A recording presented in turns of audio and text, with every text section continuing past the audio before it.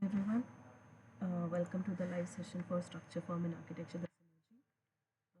This is for week 5, assignment 5. Uh, this is a NPTEL course by Professor Shubhajit Sadhukan, and I am Shreya Shukla. I am the course TA for this course for NPTEL. Without any further ado, we'll start with the session. So the syllabus covered in week 5 included frame structures, arch structures, wall structures, dome structures, and grid structures. Question number 1. A wedge-shaped or tapered stone used to construct an arch is called crown, soil, keystone, extrados. So what is a crown? Crown is the highest point of the extrados, or it is the highest part of the arch. So in an arch, the outer surface is called extrados and the inner surface is called intrados. So the highest point in the extrados is the crown. What is a voussoir? Voussoir is a wedge-shaped stone used in building arches and walls. If you are building an arch or any other curved shape, rectangular bricks cannot be used. Each voussoir must be precisely cut so that it presses firmly against the surface of neighboring blocks and conducts loads uniformly. The central voussoir is called the keystone. The point from which the arch rises from its vertical support is known as the spring or the springing line. During construction of an arch, the voussoirs required support from below until the keystone has to be set in place. This support usually takes the form of temporary wooden sentry. So all the wedge-shaped stones or bricks that are used in building arches and walls are called voussoirs. And what is the keystone? The wedge-shaped unit which is fixed at the crown of the arch is called the keystone. So the voussoir at the crown is called the keystone. A keystone or capstone is the wedge-shaped stone at the apex of a masonry arch, or typically a round-shaped one at the apex of a vault. In both cases, it is the final piece placed down during construction and locks all the stones into position, allowing the arch or vault to bear weight. In arches and vaults, such as keystones are often enlarged beyond the structural requirements and then decorated. Extrados. Extrados is the outer surface of an arch or the outer curve of the arch ring, and intrados is the inner surface of an arch or the inner curve of the arch ring. So this figure shows the elements. You can see extrados and intrados. You can see the spring line in this, the span, the crown, rise of the arch, etc. So our answer is voussoir. A wedge-shaped or tapered stone which is used to construct an arch is called voussoir. Question number 2. In dash, columns and beams are made monolithically and acting together to tolerate the moments created due to imposed load on structure. Pneumatic structure, folded plate structure, rigid frame structure, or braced frame structure. Pneumatic structure. Pneumatic structure is a membrane structure that is stabilized by the pressure of compressed air. Pneumatic structures are characterized by slightly high pressure of internal air above the outside pressure. These structures are supported by pressurized air within the inflated building elements, which are shaped to carry loads in a traditional manner. The roof membrane of the pneumatic structure is made from rubber or reinforced films and using industrial fabrics coated with polymers like PTFE foils. So what happens in pneumatic structures is that it is a structure which is stabilized by the pressure of compressed air. So there are two kinds of pneumatic structures in which one is in which the internal pressure is made to be higher than pressure of internal air above the outside pressure, which makes the building inflated, and the other is stuffing air on two surfaces. So folded plate structure. Folded plate structures are assemblies of flat plates or slabs inclined in different directions and joined along their longitudinal edges. In this way, the structural system is capable of carrying loads without the need for additional supporting beams along mutual edges. This technique originated in Germany in the 1920s, and it became popular to construct roofs for industrial warehouses and public buildings. Modern folded plate structures are typically made of cast in situ or precast reinforced concrete or steel frame. So what happens in molded plate structure basically is that flat plates are joined uh, at inclined in different directions and angles, and they are joined then they're like longitudinal edges, and it creates different geometries. So basically different slabs are joined at inclined angles in different directions in folded plate structures. Rigid frame structure. Rigid frame system consists of linear elements like beams and columns. The word rigid means ability to resist the deformation. It is used in steel and reinforced concrete buildings. Rigid frames are characterized by the lack of pinch joints within the frame and typically statistically indeterminate. A rigid frame is capable of resisting both vertical and lateral loads by the bending of beams and columns. Stiffness of the rigid frame is provided mainly by the bending rigidity of beams and columns that have rigid connections. So there are no pinned joints in rigid frames, all the joints are rigid, and it's a simple beam and column construction in which vertical and lateral loads are resisted by bending of beams and columns. Brace frame structure. So brace frames are composed of beams and columns that are pin connected with bracings to resist lateral loads. This type of frames simple to analyze and simple to construct. The resistance to lateral force is obtained through both horizontal and vertical bracing.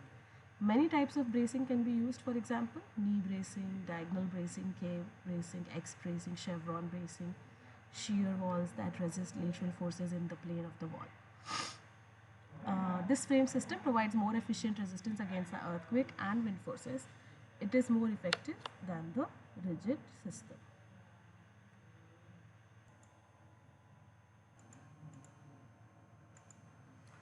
So our answer is rigid frame structure. In rigid frame structures, columns and beams are made monolithically and acting together to tolerate the moments created due to imposed load on structure. Question number 3. An arch with a straight horizontal extradose is called as camber arch, lancet arch, augie arch, catenary arch. So a camber arch is an arch whose intradose, which means the internal surface, appears straight but has a slightly concave curve upward, but the extradose is completely flat. Lancet arch, it's a variety of pointed arches in which each of the arches or curves of the arch have a radius longer than the width of the arch. So what happens in lancet arch is that the radius of the curve of the lancet arch is bigger than the width of the arch itself, which creates a pointed arch. Then augie arch. Augie arch is a four-centered arch, four-center curve arch, which means that it is made of four curves. It's also a pointed arch, but it is made out of four curves, two located inside the arch, two located outside the arch. An arch whose pointed apex formed by the intersection of two S curves, usually confined to decoration and not used in arcade arches. Augie arches were used only in the late Gothic period. They are also common in Islamic architecture. Catenary arch. A catenary arch is a type of architectural arch that follows an inverted catenary curve. So answer is camber arch. Is an arch with a straight horizontal extradose and may be straight or may be curved intradose. Fourth, a dash is a continuous arched shape that may approximate a semi-cylinder in form. Annular vault, barrel vault, Catalan vault, fan vault. So annular vault is a barrel vault in the shape of a ring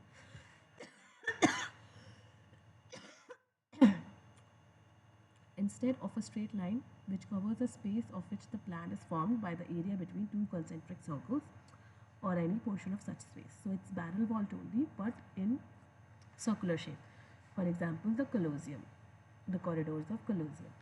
Then barrel vault. A barrel vault is a continuous arch shape that may approximate a semi-cylinder to form resembling the roof of a tunnel or may be pointed at its apex. It is typically formed by a series of arches. Barrel vaults must be able to withstand the outward pressure on the lower parts of the vault imposed by the structure above. Catalan vault. Catalan vault is a type of low brickwork arch forming a vaulted ceiling that often supports a floor above. It is constructed by laying a first layer of light bricks lengthwise in space without centering nor framework and has much greater gentler curve. Fan vault is formed by a series of concave sections or ribs that spread out from a series of spring joints. The ribs of a fan vault are of equal curvature and rotated at equal distances around a central axis. It is mostly used in Gothic architecture. So our answer is barrel vault. A barrel vault is a continuous arched shape that may approximate a semi-cylinder in form. Question number 5. The vault type used in Great Mosque of Cordoba is barrel vault, cloister vault, rampant vault, rib vault. So, this is the mosque in Cordoba, Spain. The architectural style is Islamic architecture and Gothic architecture. Architects were Hernan Ruiz the Younger, Hernan Ruiz III, Hernan Ruiz the Elder, Diego de Ochoa Praise, Juan de Ochoa Praves. It was opened in 998 AD. It is located in Cordoba, in Spain. The function is of a cathedral. Earlier, it was a mosque. So these are the one example of the arches located in the Cordoba Mosque, and this is another example of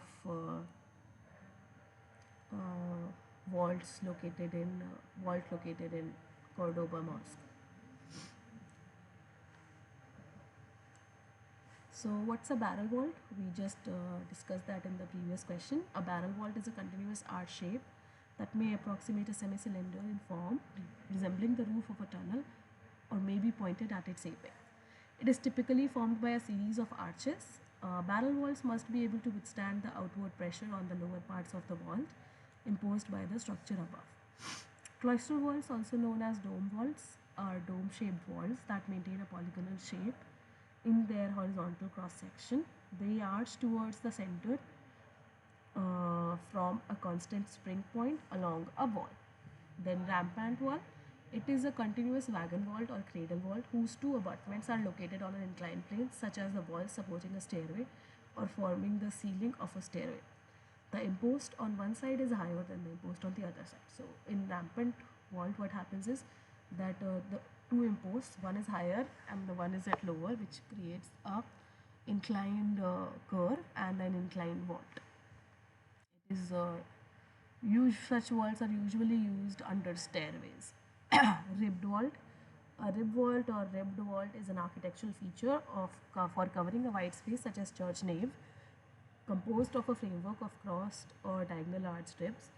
The crossed arches domes is one of the earliest types of ribbed vaults formed, where the ribs, instead of meeting in the dome's center, are intertwined to form polygons, leaving an empty space in the center. So the answer is ribbed vault. The vault type used in Great Mosque of Cordoba is rib vault. Dash is any building with a circular ground plan covered by a dome. Coffer, rotunda, squinch or pendentive. So a coffer is architecture. In architecture, it is a series of sunken panels in the shape of a square, rectangle or octagon in the ceiling, soffit or vault. A rotunda is any building with a circular ground plan and sometimes covered by a dome. It may also refer to a room within a building. Squinch. A squinch is a triangular corner that supports the base of a dome. Its visual purpose is to translate a rectangle into an octagon. Pendentive. A pendentive is a constructional device permitting the placing of a circular dome over a square room or of an elliptical dome over a rectangular room. So rotunda is the answer. Rotunda is any building with a circular ground plan covered by a dome. This is the most famous example of rotunda, Parthenon in Rome.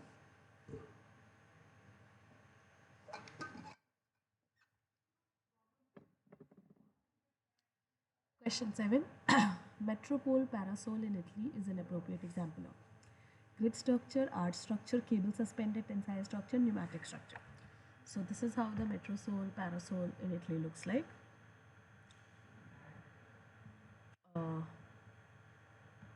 So what is a grid structure? A grid structure, usually two-dimensional, made up of a series of intersecting straight, vertical, horizontal, angular, or curved lines. It provides a more structural stability without using a lot of additional material. Arch structure. In architecture, an arch is an opening in a structure that is covered on top and designed to distribute weight. Arches are self-supporting compressive structures stabilized by the focus of gravity acting on their weight, which makes them very stable and efficient, capable of large spans and supporting greater loads than horizontal beams. Then cable suspended tensile structures. It is a structure which is supported by cables coming from beams or trusses which set atop a concrete center column or core. The design allows the walls, roof and cantilevered floors to be supported entirely by cables and a center column. Pneumatic structure. Pneumatic structure is a membrane structure that is stabilized by the pressure of compressed air. Pneumatic structures are characterized by slightly higher pressure of internal air above the outside pressure. So our answer is grid structure. Metropole parasol in Italy is an appropriate example of grid structure. It is a curvy linear grid structure. It's not a rectilinear grid structure, but it is a grid structure. Question number 8. A straight or arch structure across an interior angle of a square tower to carry a dome is called as oculus, tholobate, squinch, pendentive.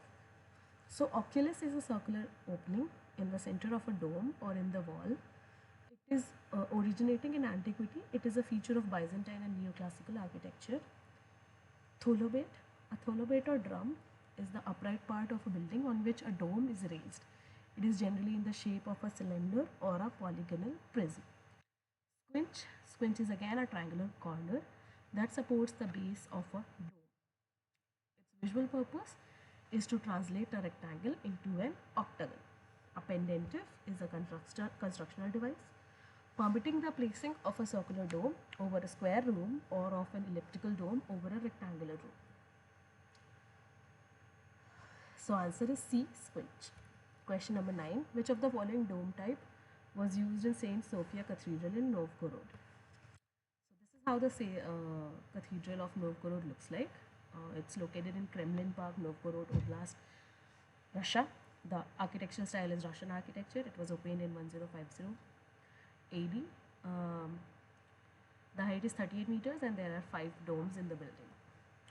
So umbrella dome, also known as ribbed dome or parachute dome or scalloped dome. These are divided into curved segments that follow the elevation's curve. Radial lines of structure that act as the dome's ribs extend down the springing from the apex. Then saucer dome, a dome that is less than a hemisphere in form or that shows less than a hemisphere on the exterior. Then oval dome. An oval dome may be defined as a dome whose plan or profile has an oval form.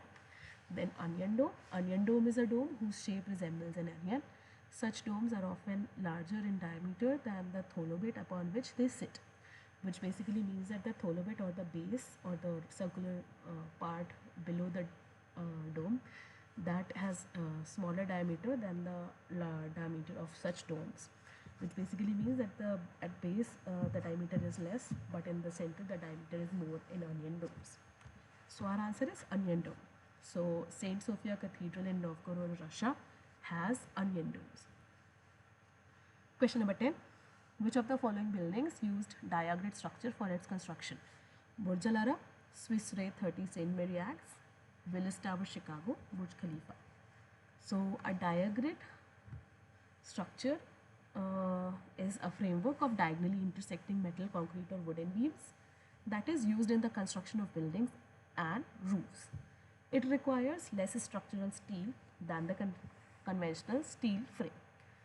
The famous example of Hearst Tower in New York City, designed by Norman Foster, uses 21% less steel than a standard design.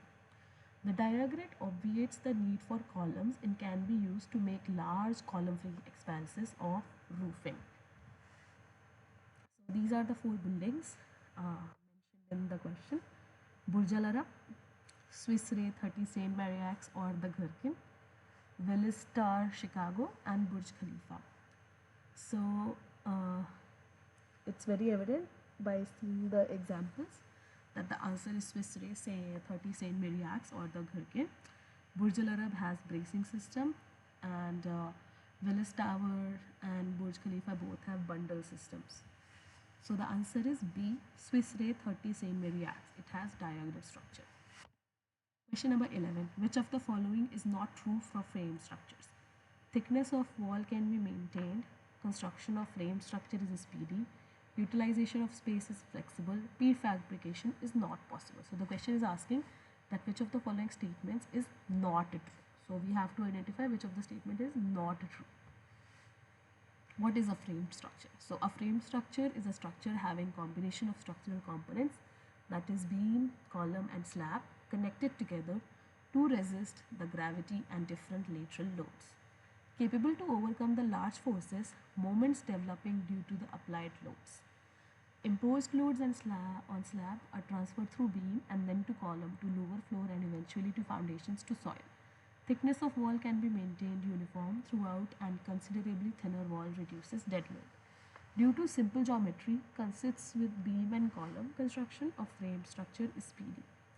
Rigid and stable frame structure could be able to resist tremendous vertical load and lateral loads and also seismic load. Large unobstructed space can be achieved with frame structure, and utilization of space is flexible. Adaptable to almost any shape and can be used for high-rise structure as well. Prefabrication is possible to make the construction easier. So going back to the question, thickness of wall can be maintained, it is true. Construction of frame structure is speedy, true. Utilization of space is flexible, true. Then prefabrication is not possible, false. So our answer will be D. Prefabrication is not possible because prefabrication is possible in frame structures. Question 12. Which of the following is an example of grid structure? Coffer slab, funicular arch, geodesic dome, space frame.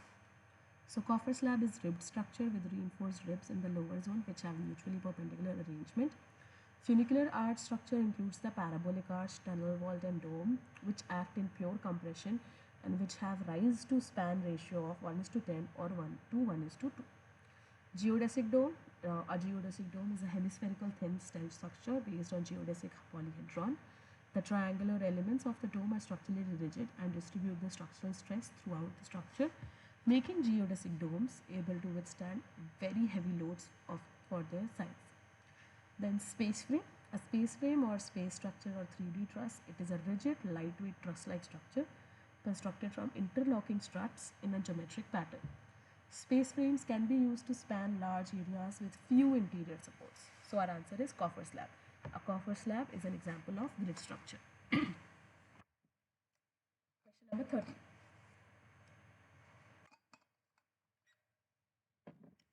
Which of the following is not an arch type? Lancet, camber, ogee or focal?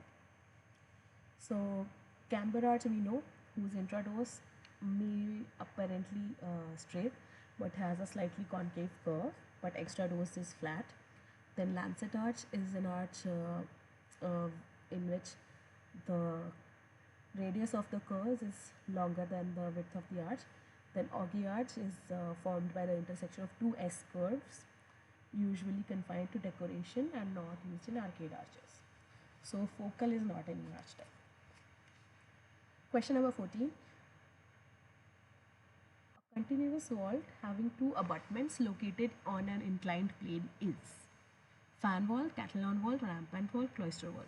So we have gone through the definitions of Catalan vault, fan vault, rampant vault, cloister vault, all. So our answer is rampant wall. So what is rampant wall? I'll explain again. So imagine there are two posts or two, you can say, the surface or columns on which the vault is resting. So one has higher height than the other one, because of which that the curve forms is inclined curve, and the wall that forms is the two abutments are located on an inclined plane because of that. It is usually used in the forming the ceiling of a stairway. So the answer is C, rampant vault. D, meridional stresses developed on a dome is dash in nature: compression, tension, bending or shear. So in domes, the meridians from the top of the dome to the bottom of the dome, the meridians that run, they only carry compressive forces.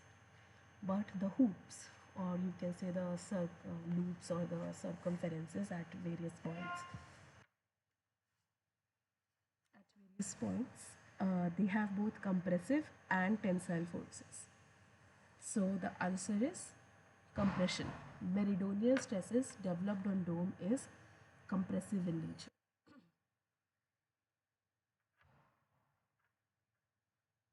while the hoop forces are both tensile and compressive in nature. 16. Constructive device which allows the placement of the circular dome over the square room is called squinch, oculus, pendentive, tholobate. So we have gone through the definition of all these four terms before also. Oculus is a circular opening in the center of a dome. A tholobate or drum is the upright part of a building on which a dome is raised. A squinch is a triangular corner that supports the base of a dome. A pendentive is a constructional device permitting the placing of a circular dome over a square room. So our answer is pendentive. The constructive device which allows the placement of the circular dome over the square room is called pendentive. Question number 17. What kind of rigid frame structure is the example shown below? Fixed ended, pin ended, roller support, or braced support? So, roller supports are free to rotate and translate along the surface upon which the rollers rest. So, they are allowed to rotate and move in one direction, but they are not allowed to move in vertical direction. While in fixed supports, vertical movement is not allowed, horizontal movement is not allowed, as well as the rotation is also not allowed. And in pinned supports, uh, vertical and horizontal movement is not allowed, but rotation is allowed.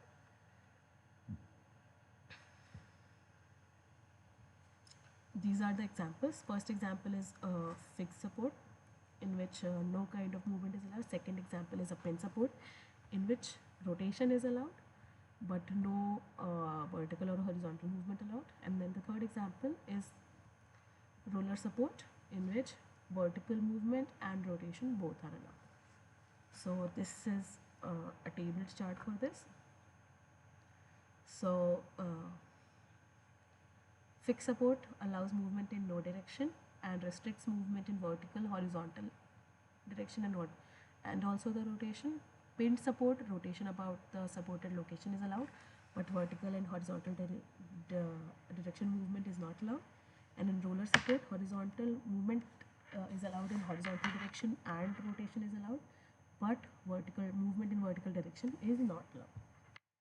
And these are the symbols for fixed ended and pinned ended structures. So the answer is pin ended over here. This structure is pin ended. So this was all for the lecture. I missed out on recording the live session for this lecture. So actually I didn't miss out. There was some error that occurred, so the recording didn't save. So I'm again re-recording the session and uploading for the YouTube. Thank you very much. This is all for week 5, lecture 5.